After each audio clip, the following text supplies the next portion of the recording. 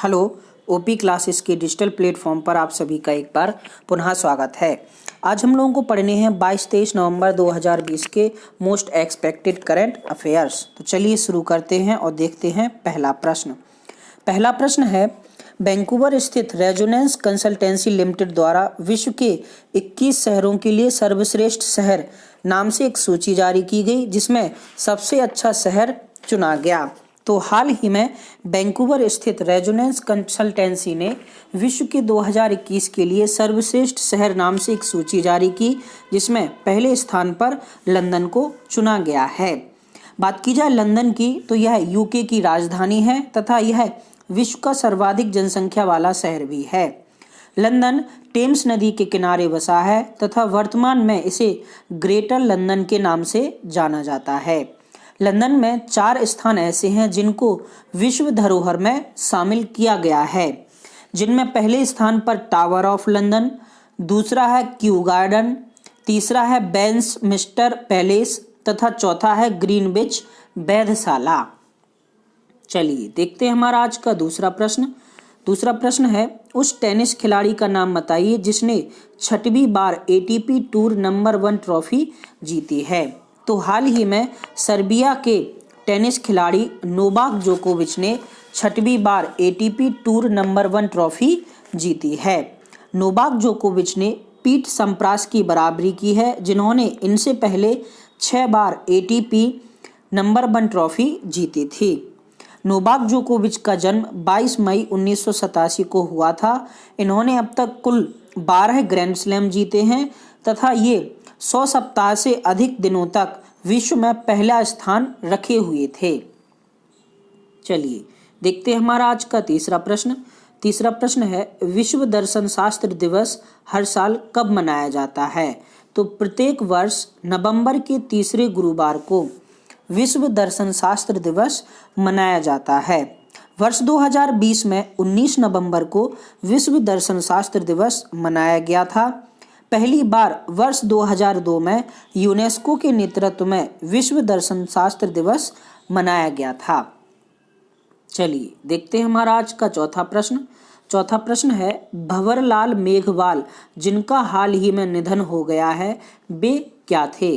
तो हाल ही में राजनीतिज्ञ भंवरलाल मेघवाल का निधन हो गया है। भंवरलाल मेघवाल राजस्थान के चुरू जिले के सुजान नगर विधानसभा से 5 बार विधायक रह चुके थे। वे वर्तमान में राजस्थान के सामाजिक न्याय व अधिकारिता मंत्री थे तथा इससे पहले वे शिक्षा मंत्री भी रहे थे। भंवरलाल मेघवाल कांग्रेस पार्टी से विधायक चुने गए थे। बात की जाए राजस्थान राज्य की, तो यह देश का सबसे बड़ा राज्य है, जो कि क्षेत्रफल में सबसे बड़ा है। राजस्थान की राजधानी जयपुर है। राजस्थान में थार मरुस्थल, माउंट आबू चोटी, दिलवाड़ा का जैन मंदिर, सरिस्का तथा रणथौर वन्यजीव अभ्यारण्य तथा केवलादेव राष्ट्रीय उद्यान है। केवलादेव राष्ट्रीय उद्यान में साइबेरियाई सारस पहुंचते हैं तथा इसे वर्ष 1985 में विश्व धरोहर घोषित किया गया था। चलिए देखते हैं हमारा आज का पांचवा प्रश्न है, किस देश के पीएम के साथ नरेंद्र मोदी ने संयुक्त रूप से रुपे कार्ड का दूसरा चरण लॉन्च किया है। तो हाल ही में भारत के प्रधानमंत्री नरेंद्र मोदी ने भूटान के प्रधानमंत्री के साथ रुपे कार्ड का दूसरा चरण लॉन्च किया है। इसके लॉन्च होने के साथ ही भारत के नागरिक भूटान के एटीएम तथा पीओएस यानी पॉइंट ऑफ सेल पर ट्रांजैक्शन कर सकेंगे। वर्तमान में भूटान के प्रधानमंत्री लोटे शेरिंग हैं। बात की जाए रुपे की, तो यह भारत की स्वदेशी भुगतान प्रणाली है।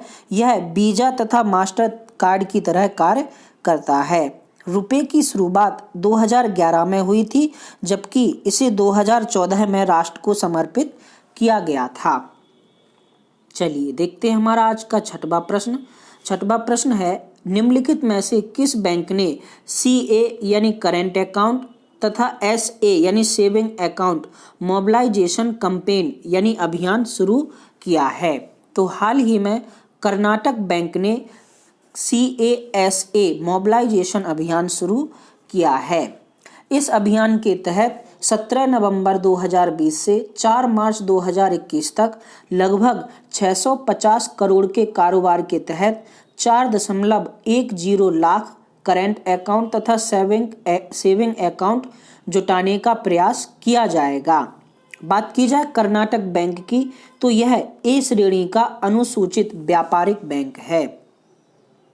चलिए देखते हैं हमारा आज का सातवां प्रश्न है प्रभावी faecal sludge and septage management यानी FSSM सेवाओं के लिए ISO 9000-2015 प्रमाणन प्राप्त करने वाला पहला शहर कौन सा बना है?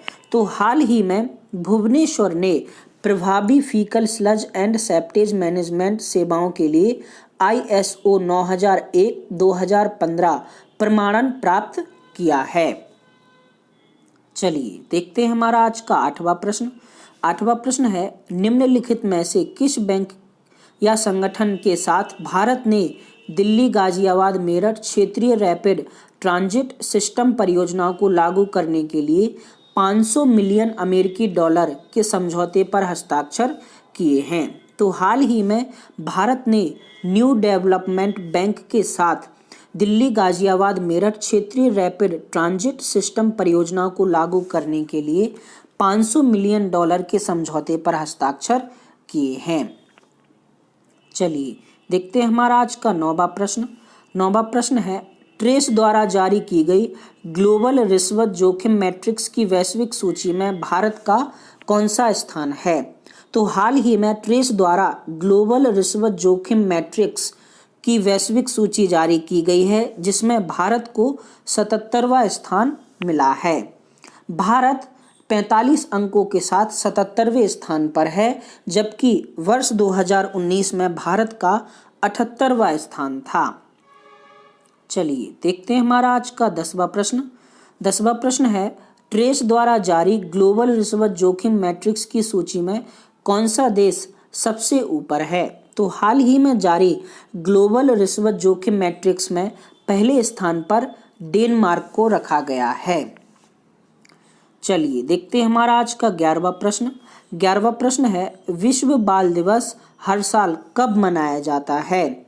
तो प्रत्येक वर्ष 20 नवंबर को अंतर्राष्ट्रीय बाल दिवस मनाया जाता है।